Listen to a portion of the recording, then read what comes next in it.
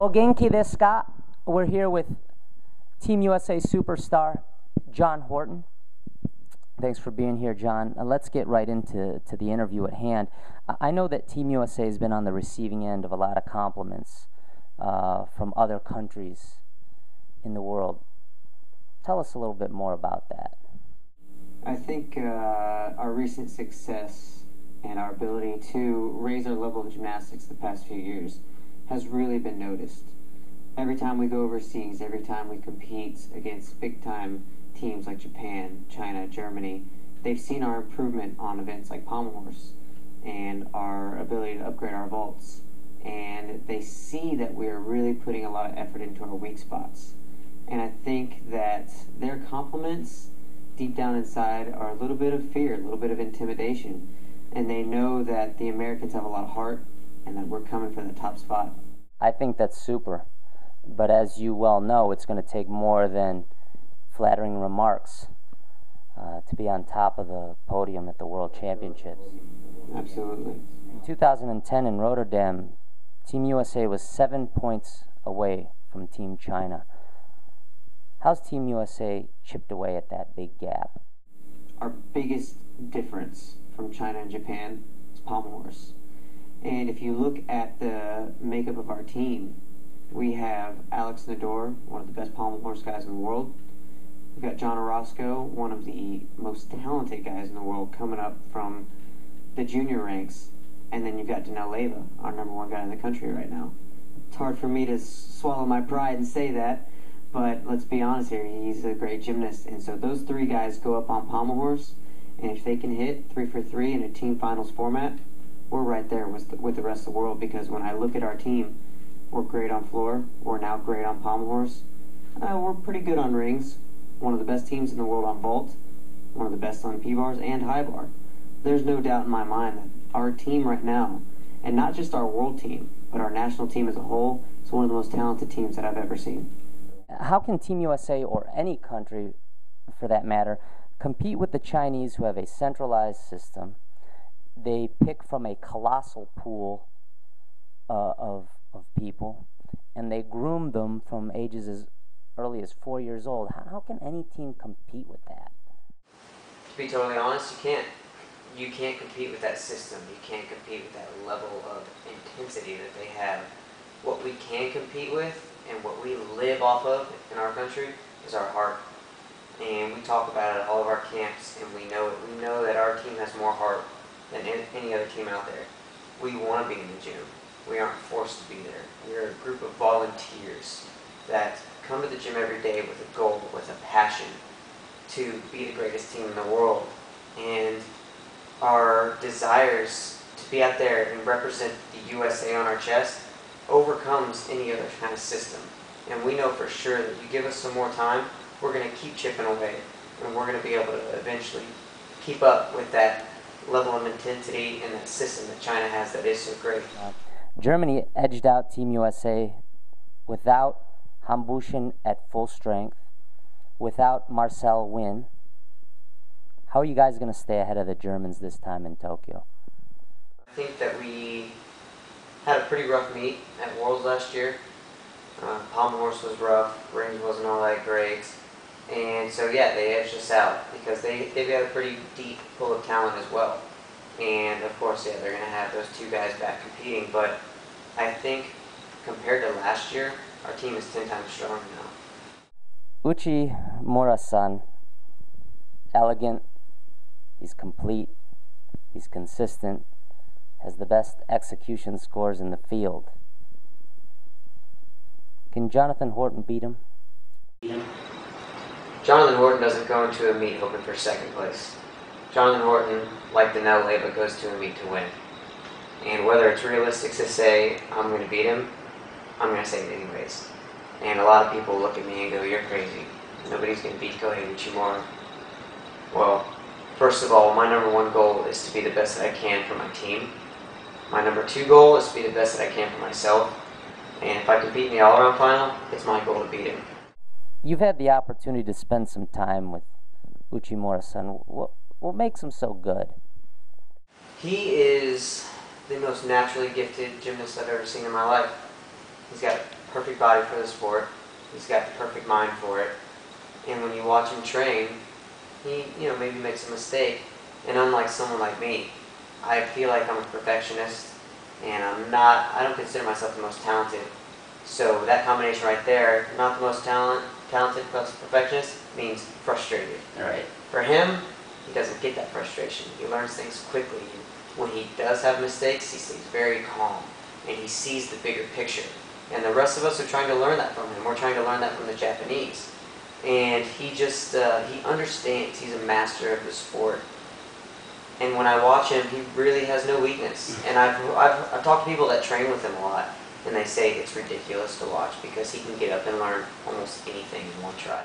Uchimura-san said that during the all-around competition in Rotterdam, he was quoted and stated, "I don't watch any scores or the rankings. But as I watch you, John, during a competition, I noticed that you're looking at some of your closest competitors. Are you watching them, or are you just staring out into space? Explain that to me." I watch everything. I am not only a gymnast, but I'm a lover of the sport. And I love to watch everything going on and soak it in. If I just close my eyes and focus on myself, I wouldn't enjoy it as much. I like to watch everything Kohei Uchimura does, not because I'm looking at him trying to figure out, what's he going to score, can I beat him? I appreciate what he's doing. I want to see his routines because they're beautiful to me. And I know for a fact, I'm a pretty good gymnast, but I don't have that level of beauty, and I think I'm very exciting to watch, but I don't have that element that some guys have, and I like to watch it, soak it in, and maybe I can grab a little bit of that from my own gymnastics. Nikolai Kusenkov said at last year's World Championships, "I should have been third, but they gave someone else the higher scores." That someone else was you. What would you say to him? I'd say that it's gymnastics, and unfortunately it's very subjective, and he has his opinions about himself. I have my opinions about myself, and I think I was a better gymnast that day. I want to turn the clock back a bit. And you were quoted as saying, "The 1996 Atlanta Olympics was probably one of the most successful years in United States gymnastics, with the Magnificent Seven. It had a lot of household names, including people like Shannon Miller, Dominique Moceanu. They won the gold medal, and I remember watching and thinking, that's what I want to do. I want to take this seriously. I want to go to the Olympics and win a medal myself." I was 11 years old at the time, and it really inspired me and motivated me. Well, John, you've already become an Olympic medalist and a world medalist, and you're not far from making this dream a reality. Do you visualize yourself on top of the medal podium? It makes me go to the gym every day. The idea that I'm this much closer to that goal, and I have a perfect visual of what it's like with us starting out on floor with China, maybe Japan, and going around hitting every single routine. And then we get to high bar, and maybe Danelle Ava goes, maybe Paul Hahn, Chris Brooks, I don't know. And the last guy up is John Horton with this crazy high bar routine that some people aren't so sure that he's that consistent with. But he gets up there, I'm nervous, I'm shaking, I can see it perfect in my mind. I get up on the high bar, I nail every release perfect. I pirouette for my dismount, get amped up, I swing as hard as I can, triple double, biggest dismount in the meet, stick it cold. Team USA wins the gold medal. Gives me chills thinking about it right now. I want to ask you about something. We're going to rewind the clock from the present to Beijing. And I'll tell you, in the team final, I've never seen you more on. What happened? What clicked? Why were you able to stick? I don't think you missed the landing. No, not one. What came together to make all that happen on that day? It's a combination of things. First thing is, I love my team. And I put all my passion, all my energy, all my efforts into the team. My own personal goal is to become second. I tell people all the time, I stood on the awards podium at the Olympics twice, once by myself, once with my team. Standing there getting a bronze medal with my 5 teammates next to me was a million times greater than getting a silver medal by myself. And I think that's just happened over time. I just competing for a college team and competing for a good club team. There's just nothing like doing it together. It's just fantastic. And so I put all my energy into that, and I just focus so much more when I'm with those guys. The other thing is I'm a very faith-based guy. And I truly believe that God's angels came down and put me on my feet perfect every single time, every single routine. Because I stuck that last landing on the floor, and I just looked around like, are you kidding me? I never stick everything. And all the guys just were laughing, and I was like, this is unreal. It was a surreal feeling. I mean, you guys earned the bronze medal. Everybody counted you guys out. Give me an idea of how thrilled you guys were. That was one of the things that made it so great, is because that week was one of the most emotionally draining weeks ever because of the way the media treated us. We went into prelims, and the media basically was just blasting our team. Oh, there's a bunch of rookies up there. They don't have Paul on, they don't have Morgan on. They'll be lucky to make the team final. And so we're reading, unfortunately, I'm reading these things, and I'm like, hey, come read this stuff. Come on. They're like, why are we reading this? I was like, let's get fired up. Let's prove these people wrong. And so when we qualified in 5th place, I knew from then on, I was like, this is going to happen. We're a better team through count. And so when Sasha hit that palm routine, that was the most nervous I've ever been in my life, because I had no control over the situation. And when he went up there and he did his little whirly bird thing, I call it, and just nailed it. I mean, it was so satisfying to know that we proved the whole world wrong. Would you say that you were so thrilled you guys forgot to put your clothes on? What's the deal with this picture, man?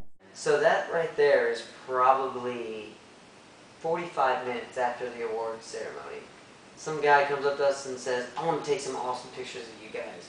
You're all pumped up, and without thinking how kind of goofy it is, we did it.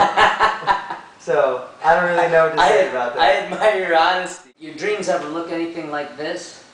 Hey man, they got gold medals around their neck. I mean, the uniforms are a little goofy, and one girl lost her pants, but... How about that? Oh, I didn't even notice that's my face. So the one girl without the pants is me. Hey man, I'll take it. I think, you guys could end up doing a big tour afterwards. You guys could shoot some pictures, something like this. Well, you're a sick man, you know. Now, what would you tell somebody here that limits themselves and their potential by saying things are impossible? What would you say to that person? I'd say nothing's impossible. I don't think anything's impossible. You've seen Korean vaulting sensation Young Hak Sun do this triple twisting front layout. Are you going to do it in Tokyo? No, I'm never going to do that. We're good mates here, and I think I can tell you your biggest obstacle in the all-around has been taming the pommel horse. I want to see you do well, and here's what I think. May help. May not change everything, but we got this. I just want you to pet this. Just pet it very gently. Hopefully you can tame this. We're going to name this guy Uma. You know why? That's horse in Japanese. And then next year, we're going to name him Horse. And the reason we're going to name him Horse is because that's how you say horse in British. So big ups to all my British people out there. Epke Zonderland, they call him the Flying Dutchman. I assume he's not called that for nothing. Why don't they call you the Flying Dutchman? I'm not Dutch, man. Come on, simple as that. You got a point. You got a point. Then why aren't they calling you the Flying American? Who do I need to talk to? We're going to do the Soaring Horton. The Soaring Horton. I think that has a nice ring to it. Maybe we can get the community to jump on that. Now, you're married to a former gymnast. She's completing medical school. Do you plan to have children? Absolutely. Do you wish for your future children to possibly be flourishing physicians that'll help thousands upon thousands of patients like their mother? Or do you wish for them to become electrifying, fine-looking, strapping, dynamic American gymnastics idols like Denaleva? It's all love here. You've been a great sport. with this interview, and for real, best wishes in Tokyo and beyond. And I just want to give you a little pound here, a ganbatte, a gamba, to go get them out there in Tokyo. I know you're going to make everybody very proud here. Log on to International Gymnast Online and tell us what you think.